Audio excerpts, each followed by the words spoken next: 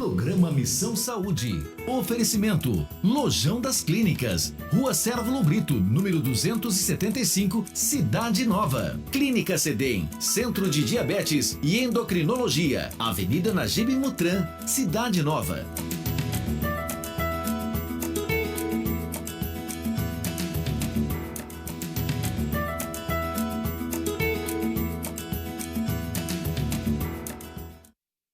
Olá, meus amigos telespectadores, estamos aqui com mais um programa Missão Saúde na TV.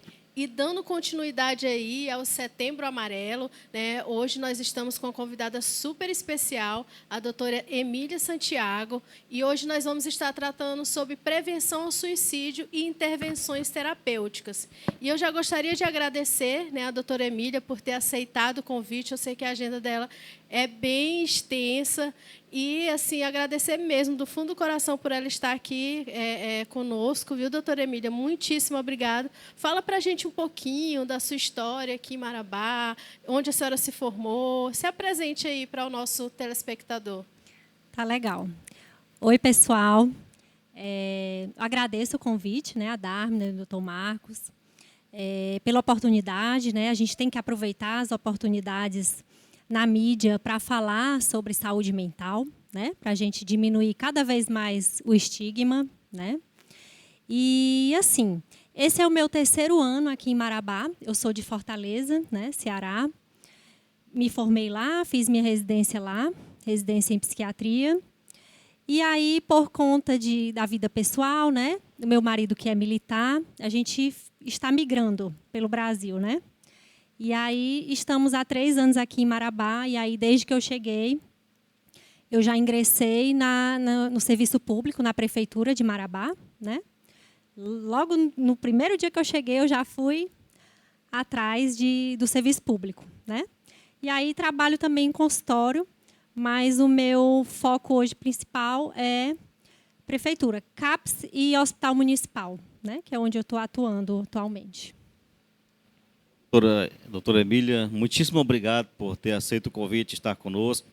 Certamente os telespectadores vão se beneficiar muito, porque é um profissional, a sua especialidade é uma área muito requisitada e que nós, infelizmente, contamos com poucos profissionais. E a população, os pacientes, acabam requisitando ou tendo necessidade. Então, hoje é um programa especial, assim como os outros, mas também por conta de uma área tão especial da medicina, e que muitos pacientes atentam para as instruções hoje, e, como foi dito, como a senhora disse, para quebrar alguns estigmas também, mostrar da sua especialidade a importância no meio da sociedade também, e de um tema tão relevante quanto esse que está em discussão no Setembro Amarelo também.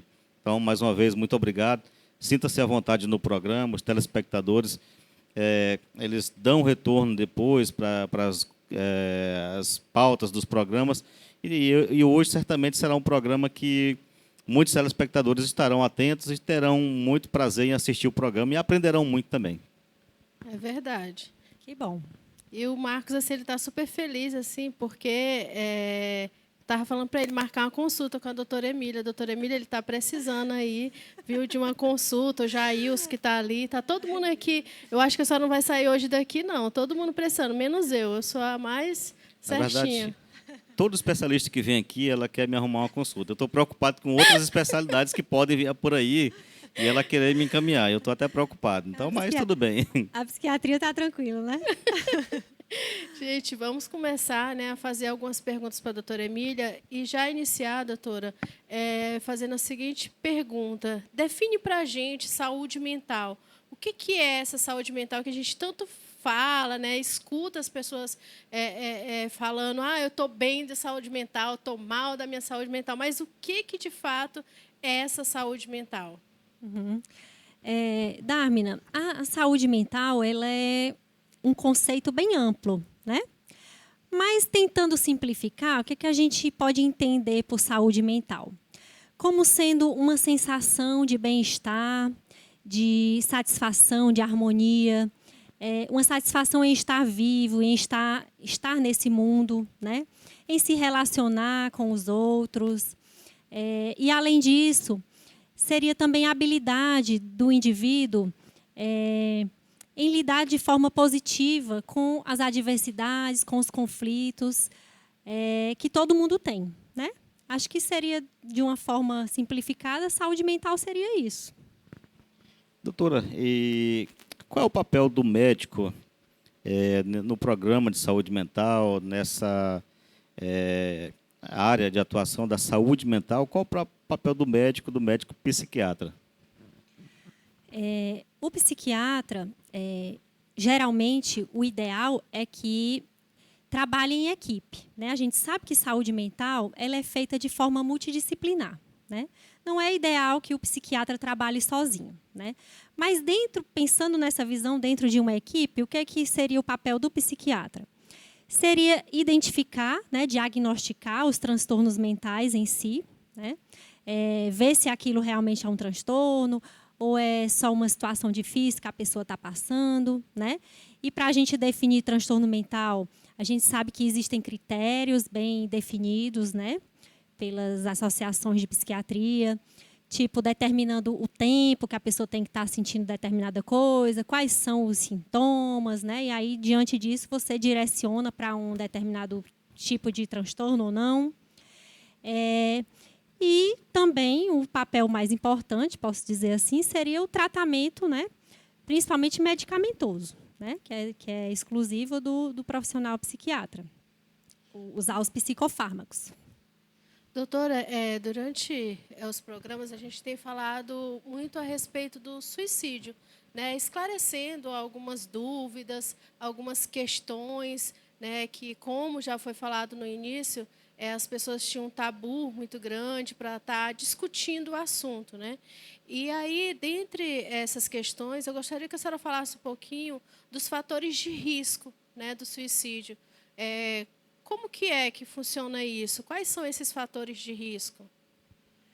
Tá. É muito bom sempre a gente ter a oportunidade de discutir, né? Como eu havia falado, sobre saúde mental, mas também, principalmente, desse tema, suicídio, que é um tema cheio de tabus, né, ainda, mas que precisa ser discutido, colocado em pauta, esclarecido, né, para que as pessoas cada vez mais tenham a oportunidade de tratar e de melhorar e de sair dessa situação.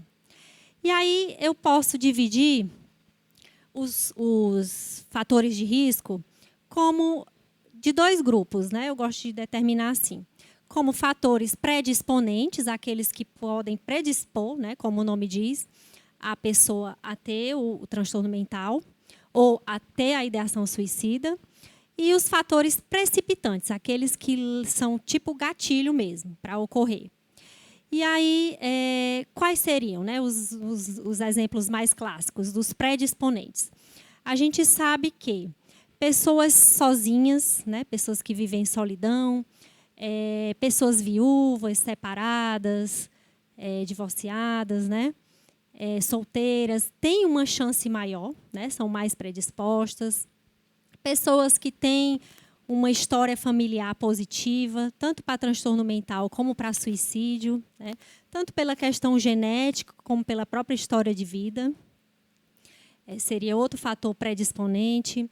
A questão de maus tratos na infância ou traumas, né, violência, tanto violência física como psicológica.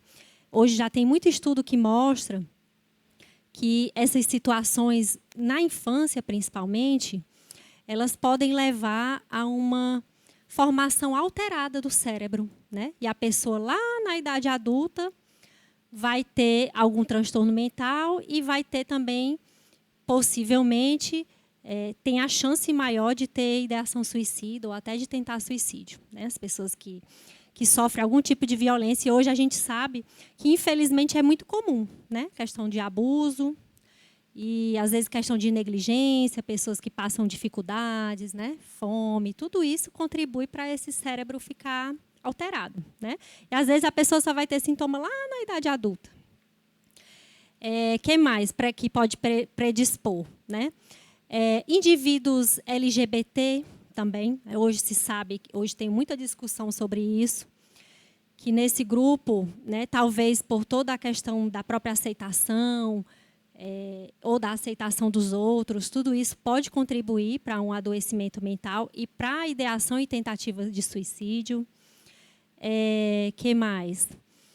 Que pode predispor, né? E também chegando no grupo principal, que seriam transtornos mentais, né? E também uso e abuso de substâncias, que não deixam de ser um transtorno mental.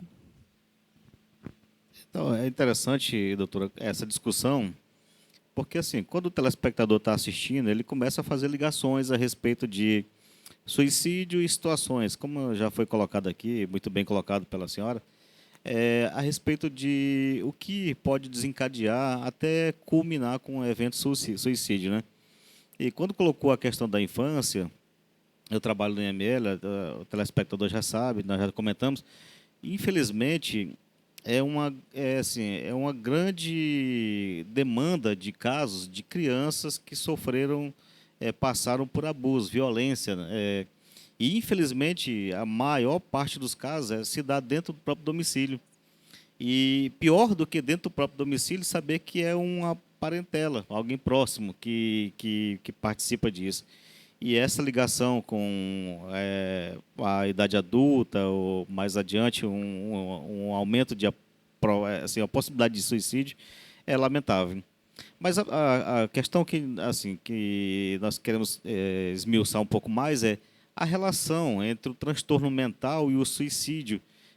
As estatísticas, os estudos, a sua área consegue correlacionar, tem uma relação muito forte o transtorno mental e o suicídio? Pois bem, como eu citei, o transtorno mental, a gente pode dizer que ele seria o fator predisponente mais importante, né? Hoje, estudos mostram que até 90% das pessoas que tentam ou que cometem suicídio têm algum transtorno mental. 90%, né? Então, é bem importante essa ligação, né? E aí, dentre os transtornos mentais mais comuns, que predispõem a isso, a gente sabe que transtorno de humor, principalmente depressão, é o maior grupo, né? Transtorno depressivo. Em seguida, transtorno por uso de substâncias, né? Tanto de álcool como de outras drogas. E aí, nos lugares seguintes, viriam os outros transtornos, tipo transtorno psicótico, né? Que também a gente sabe que tem esquizofrênico que pode cometer suicídio, transtorno bipolar, outros transtornos, mas também transtorno de personalidade, aí esquecendo, também é bem importante, tá? Mas principalmente a depressão, né? Eu esqueci de falar, porque eu tinha dividido os grupos de fatores de risco entre predisponentes, né, que é a questão da solidão, do LGBT, dos transtornos mentais, mas e os fatores precipitantes, né? Quais seriam aqueles fatores que seriam mais gatilho para que ocorresse a tentativa ou o suicídio em si? Hoje a gente sabe que muitas questões de desilusão amorosa, né, questões de relacionamentos, podem ser gatilhos, questões financeiras, às vezes uma dificuldade maior que a pessoa tem, ou uma perda de emprego. O bullying hoje é um fator bem importante, né, principalmente para os jovens, crianças e adolescentes, né? Inclusive, teve até uma série famosa, né, no Netflix, não sei se vocês conhecem, aquela 13 Razões, que envolvia suicídio com bullying, né? E também com abuso. Que mais? As coisas que podem ser mais gatilho, né? Às vezes causa na justiça algum estresse no trabalho, algum estresse no trânsito, conflito familiar, né? Às vezes alguma discussão entre marido e mulher. Tudo isso pode ser um gatilho para aquela pessoa que já tinha um fator predisponente, né, levar às vias de fato. Doutora, vocês estão percebendo que passou super rápido o primeiro bloco? Gente, já está acabando o primeiro bloco, tá? E aí, sim, tem um monte de pergunta para fazer para ela. Eu já vou deixar uma pergunta já para ela responder no próximo bloco, que é a seguinte: o pensamento suicida pode ser considerado um quadro patológico? Não saia daí, que a doutora Emília vai responder para vocês daqui a pouquinho no segundo bloco.